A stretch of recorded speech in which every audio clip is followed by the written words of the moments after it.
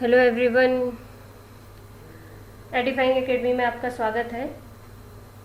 प्रकाश संश्लेषण की क्रियाविधि मतलब मैं अगर आपको बताऊं तो मैंने पिछले कुछ वीडियोस में प्रकाश संश्लेषण के बारे में बहुत अच्छे से डिस्कशन किया हुआ है और बहुत डिटेल में बताया हुआ है कि रिएक्शन क्या होती है, कैसे ऑक्सीडेशन होता है, कैसे रिडक्शन होता है। वहाँ पूरी मैकेनिज्म वैसे प्रॉपर तरीके से मैं समझा चुकी हूँ। लेकिन अगर हम फोटोसिंथेसिस हायर क्लासेस में आगे बढ़ते हैं इन फोटोसिंथेसिस के मामले में, तो वहाँ बताया जाता है कि जो फोटोसिंथेसिस होता है वो 2 स्टेजेस में होता है।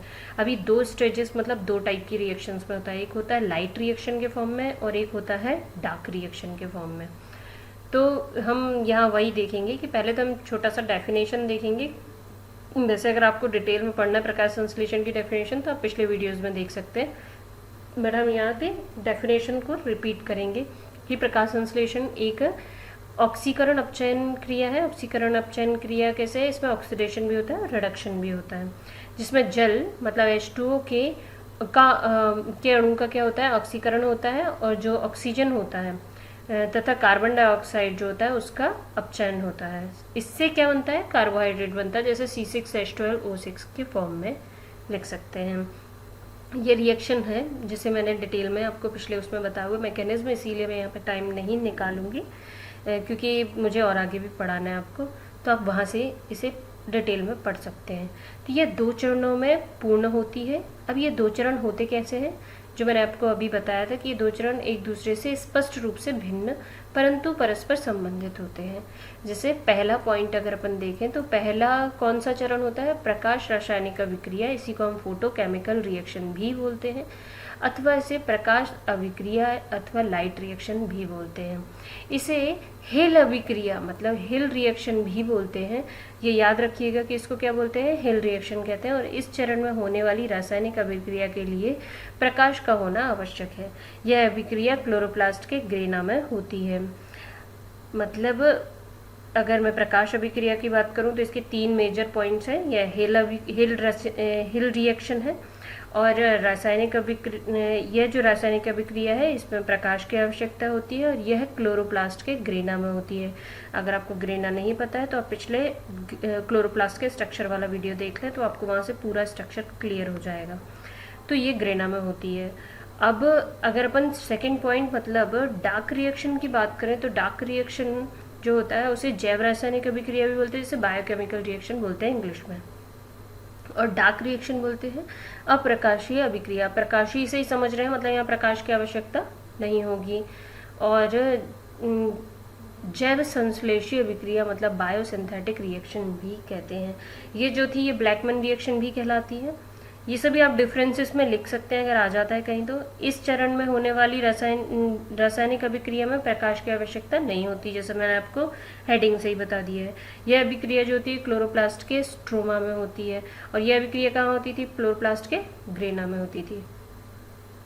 अब हम देखेंगे कि वर्णक तंत्र 1 और वर्णक तंत्र 2 क्या है। ये पिगमेंट सिस्टम 1 और पिगमेंट सिस्टम 2 भी बोलते हैं।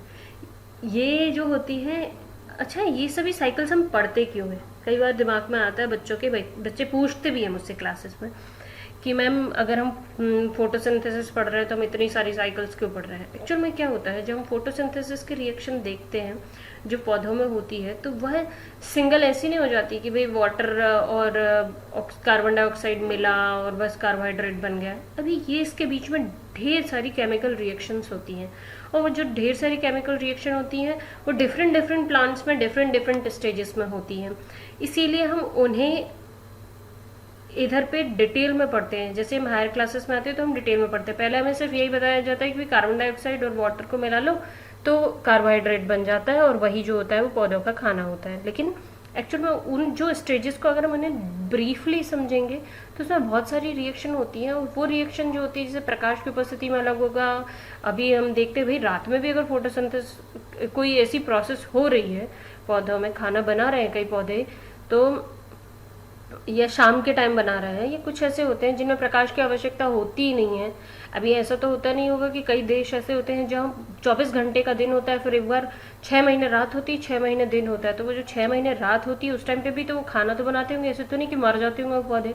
तो उस टाइम पे वो कैसे सर्वाइव करते हैं, वो सभी चीज़ें, तो वो different different varieties of plants होते हैं जिनमें डिफरेंट वेराइटीज़ ऑफ साइकिल्स चलती हैं। तो हम यहाँ पे यही बात करेंगे पिगमेंट सिस्टम 1 और पिगमेंट सिस्टम 2 के बारे में। मैंने आपको पिछले वीडियो में ये बताया था कि तरंग दैर्घ्य की आवश्यकता होती है, बहुत सारी वेवलेंथ की आवश्यकता होती है फोटोसिंथेसिस करने के लिए पौधों को। तो इस अभिक्रिया में केंद्र P700 होता है, वही वेवलेंथ से रिलेटेड है। इस अभिक्रिया में P6 फोटोसिस्टम इस P का मतलब होता है फोटोन, जिसका अवशोषण कर रहा है, मतलब फॉस्फोराइलेशन हो रहा है इसमें, फोटोन का फॉस्फोराइलेशन हो रहा है, ये फॉस्फेट है। तो फॉस्फेट 700 और या इसको P पिगमेंट सिस्टम 700 और इसको P680 भी कह सकते हैं।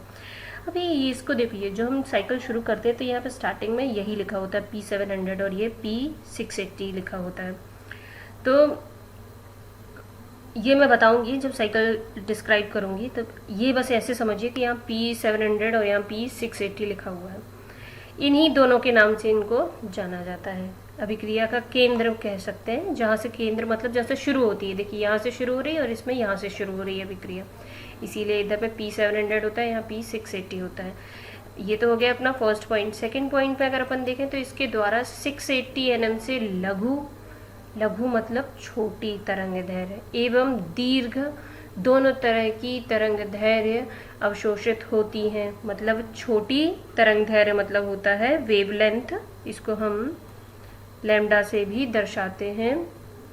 किससे दर्शाते हैं? लैम्डा से दर्शाते हैं। और 680 nm से लघु और दीर्घ तरंग दैर्घ्य मतलब लैम्डा भी बोलते हैं उसे, वेवलेंथ भी बोलते हैं। तो जो साइज होता है ना प्रकाश का, वो छोटा होता है और बड़ा होता है, दोनों 680 nm से ही अवशोषित होगा जब फोटोसिंथेसिस की प्रक्रिया होगी, जो कि प्रकाश की उपस्थिति में होती है, आपको पता है। और इसके द्वारा 680 nm से लघु तरंग दैर्घ्य अवशोषित होती है। यहाँ दीर्घ और लघु दोनों इसी से होगी, और इसमें सिर्फ और सिर्फ लघु तरंग दैर्घ्य यहाँ आएगी, दीर्घ वाली कहाँ आएगी? इधर पे P700 सिस्टम में आएगी। थर्ड पॉइंट की बात करें अपन, यह थाइलेकॉइड की बाहरी सतह पर पाया जाता है। ये थाइलेकॉइड क्या होते हैं? जो हमारा क्लोरोप्लास्ट होता है उसमें ऐसे कॉइन्स के जैसी, ऐसे एक दूसरे के ऊपर ऐसे कॉइन्स के जैसे, सिक्के के जैसे जमे होते हैं, तो वो थैलेकॉइड्स कहलाते हैं। तो उन थैलेकॉइड्स के बाहर की तरफ सतह पर PS1 होगा और अंदर की तरफ मतलब इस सरफेस पे जो होगा वो थैलेकॉइड की भीतरी सतह पर जो होता है PS2 होता है। नेक्स्ट पॉइंट हम देखेंगे कि इस तंत्र में आणविक ऑक्सीजन नहीं निकलती है और इस तंत्र में जल के अपघटन से आणविक ऑक्सीजन निकलती है।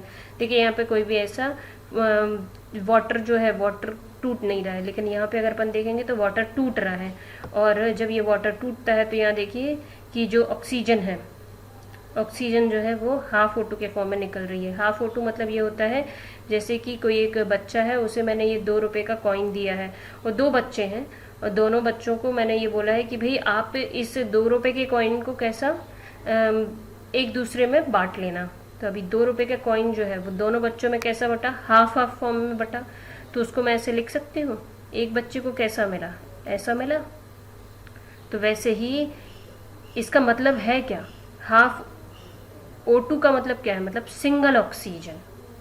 इसको अगर हम कॉइन के फॉर्म में भी देखें तो 1 रुपए का सिक्का, ऐसे समझ सकते हैं। तो इसका मतलब कहीं भी आपको देखे कि हाफ O2 लिखा है, मतलब वो सिंगल ऑक्सीजन को डिनोट कर रहा है। तो वही चीज़ बताई इन्होंने कि इस तंत्र में आणविक ऑक्सीजन नहीं निकलती है, लेकिन इस तंत्र में जल के अपघटन से, जल का अपघटन मतलब जल के टूटने से आणविक ऑक्सीजन निकलती है। इसको मैं डिटेल में आपको समझाऊंगी। नेक्स्ट पॉइंट में मैं बताती हूँ, यह चक्रीय तथा अचक्रीय दोनों प्रकार के फोटोफॉस्फोराइलेशन में भाग लेता है। अब ये फोटोफॉस्फोराइलेशन शब्द क्यों आया? फोटोफॉस्फोराइलेशन मतलब ये है फोटोन का उपयोग होना। उसका कैसे उपयोग हो रहा है? फॉस्फेट के फॉर्म में अलग अलग तरीके से, कैसे वो फोटोन जो होता है वो अलग अलग केमिकल्स में के द्वारा या हार्मोन्स के द्वारा उपयोग किया जा रहा है। फोटोन्स का मतलब, फोटोन्स क्या होते हैं? ये 2H आपका 2 हाइड्रोजन के जो इलेक्ट्रॉन्स हैं जो यहाँ से निकल जाए, प्लस चार्ज आया मतलब उसने इलेक्ट्रॉन्स छोड़ दिए, तो 2 इलेक्ट्रॉन्स है जो है उनको यूज़ किया जा रहा है। तो वो कैसे यूज़ किया जाए, दैट इज़ फॉस्फोराइलेशन। और ये 2 इलेक्ट्रॉन्स आए कहाँ से, फोटोन के रूप में। ये फोटोन क्या होता है, प्रकाश का बंडल होता है जो कि सूर्य से प्राप्त होता है किसी भी क्लोरोप्लास्ट को। तो यह चक्रीय तथा अचक्रीय दोनों प्रकार के फोटोफॉस्फोराइलेशन में भाग लेता है। यहाँ देखिए हम बात करेंगे तो चक्रीय रूप से हो रहा है ना। और देखिए P700 जो है ये चक्रीय में भी यूज़ में आ रहा है और P700 अचक्रीय में भी यूज़ में आ रहा है। तो यह चक्रीय तथा अचक्रीय दोनों प्रकार के फोटोफॉस्फोराइलेशन में भाग लेते हैं। अभी देखिए पिगमेंट सिस्टम 1, अब यहाँ क्लियर होगा आपको। P700, ये P700 है, इसको पिगमेंट सिस्टम 1 बोलते हैं। और P680, 680 इसको बोलते हैं P680 और ये पिगमेंट सिस्टम 2 कहलाता है। यहाँ से क्लियर होगा, पहली साइकिल में हमने पिगमेंट सिस्टम 1 का ही उपयोग किया है, दूसरी साइकिल में हमने पिगमेंट सिस्टम 1 और पिगमेंट सिस्टम 2 दोनों का उपयोग किया है। ये पिगमेंट सिस्टम 2 है और ये पिगमेंट सिस्टम 1 है। ठीक है, यहाँ आपको क्लियर हो रहा होगा। 6th पॉइंट पर हम देखें, इसमें क्लोरोफिल बी एवं कैरोटेनॉइड के अणुओं की मात्रा अपेक्षाकृत कम होती है। इसमें क्लोरोफिल बी मतलब ये सभी क्या है, और कैरोटेनॉइड ये आपके क्लोरोफिल के अंदर पाए जाते हैं उसके पिगमेंट के रूप में। इनकी मात्रा इसमें कम होती है, किसमें, P700 में। और इसमें क्लोरोफिल बी तथा कैरोटेनॉइड के अणुओं की मात्रा अपेक्षाकृत अधिक होती है।